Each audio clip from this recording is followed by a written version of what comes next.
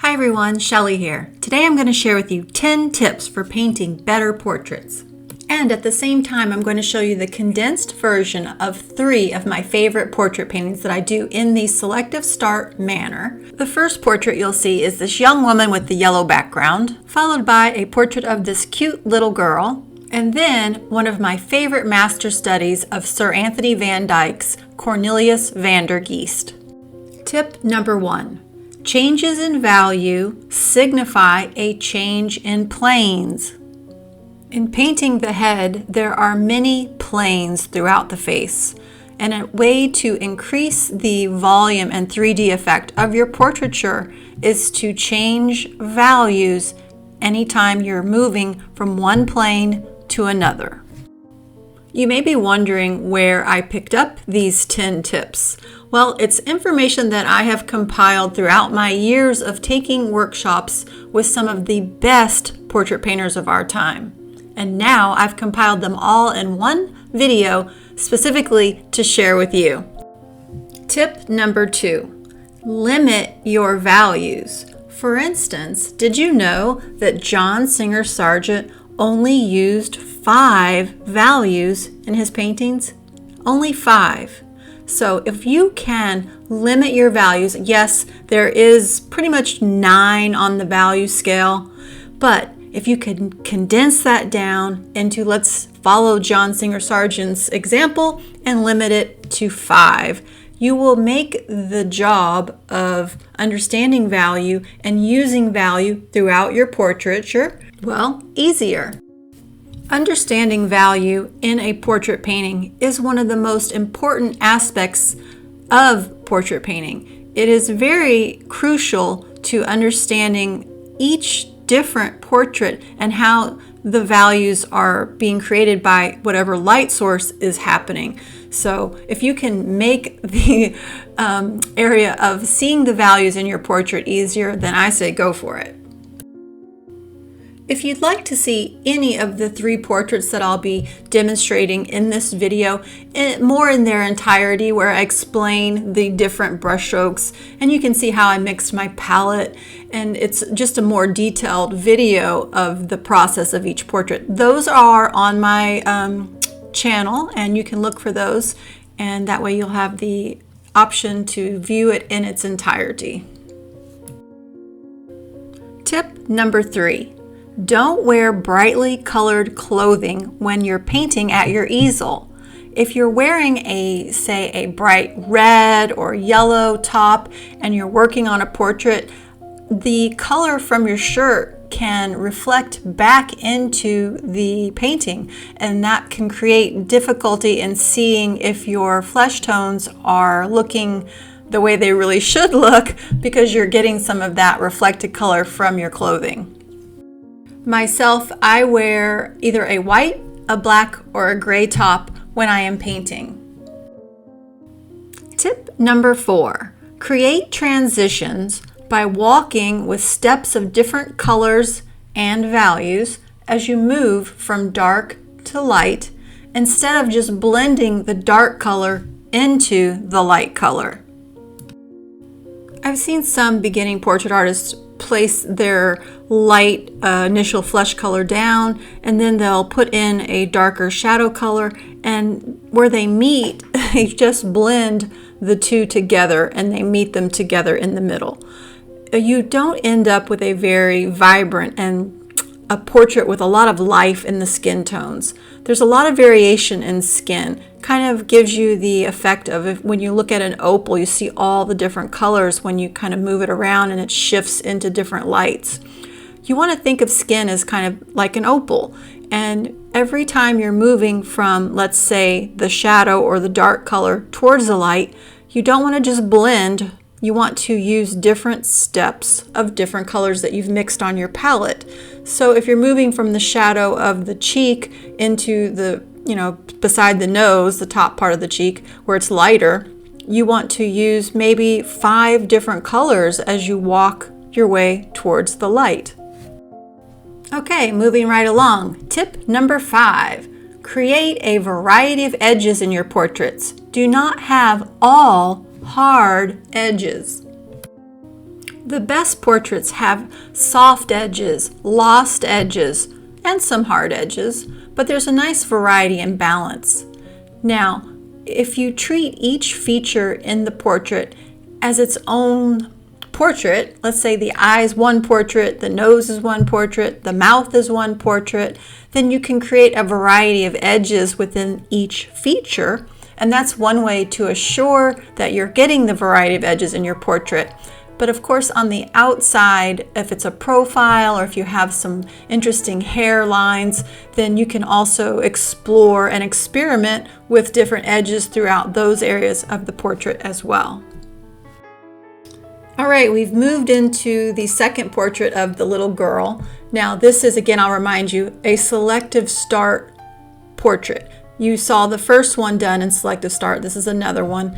And selective start is something that I learned from Richard Schmidt.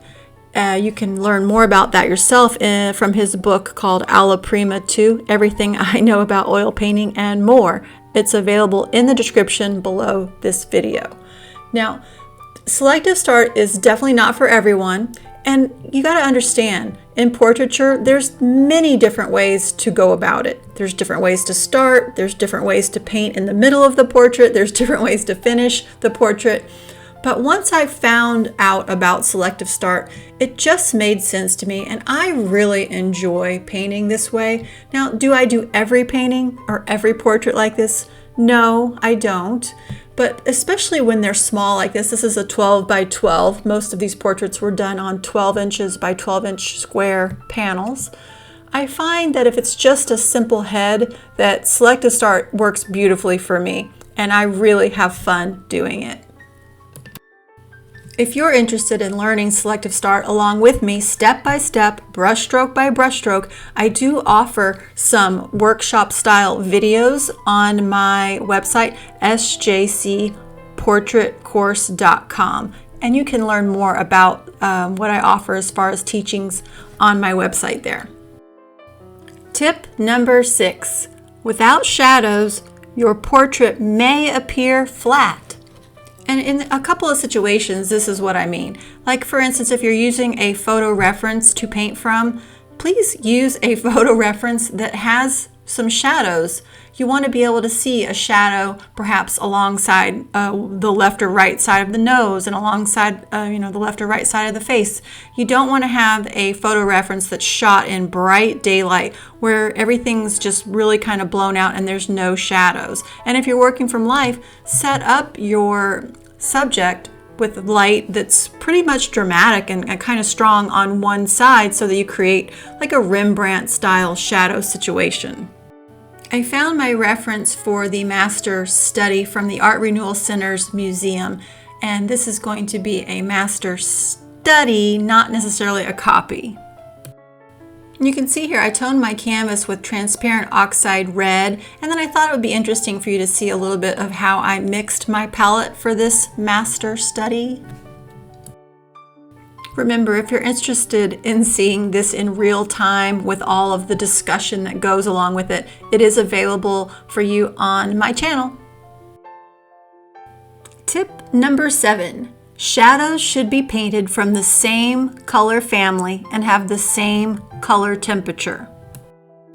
Now, this doesn't mean that your shadows won't vary in value. They will. Some areas will be a little darker, some will be a little bit lighter, but they're still shadow, they're still in the darks.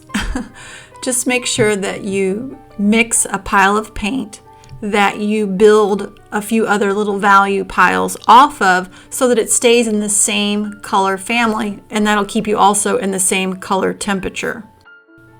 And now, of course, these are tips. These are not rules. I don't like rules. But they are tips to help you keep your portraiture on track and pretty much guide you towards, having better results than not. However, I'm sure there are times and there are artists who have not painted their shadows in this manner and it worked out fine. But that's something that they've probably worked on for a while and were able to figure out. It's not easy to make those kinds of shifts in a portrait. And you've probably all heard the old saying that if you're painting cool lights, then you're going to have warm shadows. And then the opposite applies. If you're painting warm lights, you're going to have cool shadows. The latter appears to happen in portraiture when your subject is being painted in outdoor or in sunlight. The sun, being a warm light source, is going to cast more cool shadows that kind of come out in the more purple range. So just be aware of your surroundings and your light source. Is your light source cool or is your light source warm? Tip number 8, avoid painting teeth, especially big teethy grins. Now, back in the day of the masters, they didn't paint portraiture with large smiles showing lots of teeth because they were working from life, and what sitter can sit for hours and hold a big giant grin? It's very difficult. Now, as more portrait artists started using photo references, you begin seeing more artists trying to incorporate teeth and big smiles into their portrait painting, and that's perfectly fine. If you're going to paint teeth, they are extremely important that you get the teeth shape and size exactly correct in order to capture the likeness of your sitter. Also, teeth are not white, and you want to paint the individual spaces that makes like a little line in between each tooth very subtly, if at all. And just make sure that you understand that the teeth are inside the mouth. Usually the light source is a little bit higher than the mouth, whereas the upper lip will create a little bit of a shadow across the top row of teeth. So just bear in mind and understand, the value situation and the value setup that's going to occur inside the mouth where the teeth live. Tip number 9. You must get the eyebrows exactly right to fully capture a likeness.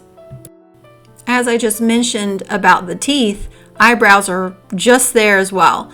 Eyebrows and teeth must be painted exactly correct, or you're not going to hit the likeness of your sitter. You're going to be looking at your portrait and you're going to be going, oh my gosh, something's still not right, it's something off. More than likely, there's an error in the angle or the value, or something's wrong with the shape of the eyebrows. And if you are brave enough to add teeth into your portrait, then that same thought process would happen there with the teeth. But you definitely want to make sure that you're getting them painted correctly so that you nail the likeness in your portrait. Tip number 10. Know the direction of your light source and at what angle it strikes the head. Typically, if you're setting up a live model or you're setting up a model perhaps to do your own photo shoot with, which I highly recommend, you want to have your light source, usually a single light, just slightly higher than the head of your sitter and about 45 degrees in front of the sitter. That is going to set you up for what is known as Rembrandt lighting. Now with Rembrandt lighting, you're going to get a little bit of a shadow on one side of the nose, and then you'll see that telltale little triangle of light just beside that, just past the shadow from the nose. And that's a typical setup with Rembrandt lighting. That's going to create what is known as broad lighting, where the side of the face that's facing the viewer, kind of like what you see here in the demo above, is getting the light. There's more light, and it's going to create more of what they call a broad lighting situation.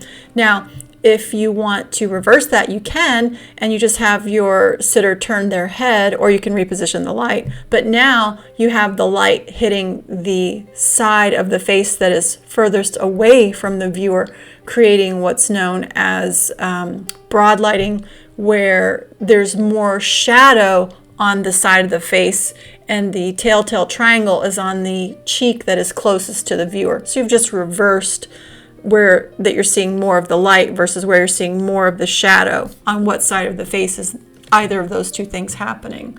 So you can learn a lot from setting up your own photo shoot to create your own photo references from. If you want to learn more about setting up your own reference image and taking your own photos, I do have a video explaining that process step by step, and you can shoot along with me as I create my own photo reference. Okay, I have a bonus tip for you.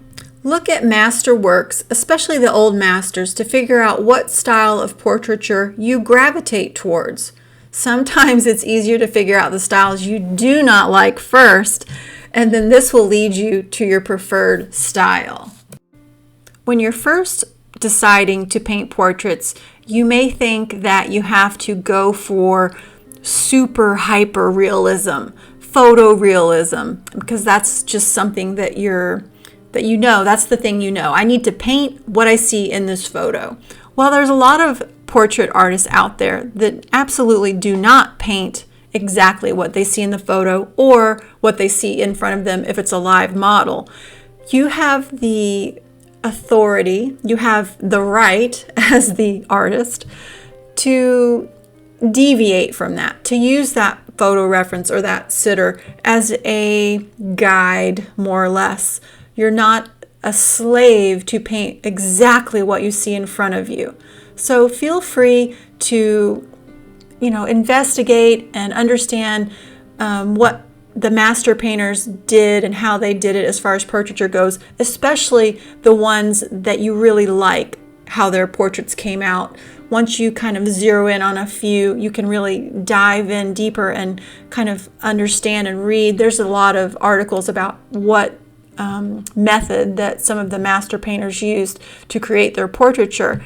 And perhaps that's something that can inspire you and lead you down a path towards developing, your own aesthetic style. I'm not saying that you're going to end up painting exactly like that master painter, but it may help you discover the type of painter that you want to be, that you aspire to be. If you are a beginning portrait artist, there's a couple of things that you can do to really help improve your skill level. The first thing is seek out artists that you admire and like the style of painting that they do, and see if they can do mentorship. A mentorship is especially helpful if you don't have time to put in towards a formal education or even to attend an atelier. Lots of artists today offer mentorships, including myself, which you can learn more about on my website, sjcportraitcourse.com.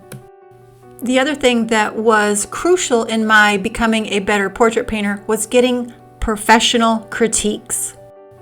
Many of today's art associations, such as the Portrait Society of America, offer professional critiques. I also offer professional critique on my website, sjcportraitcourse.com.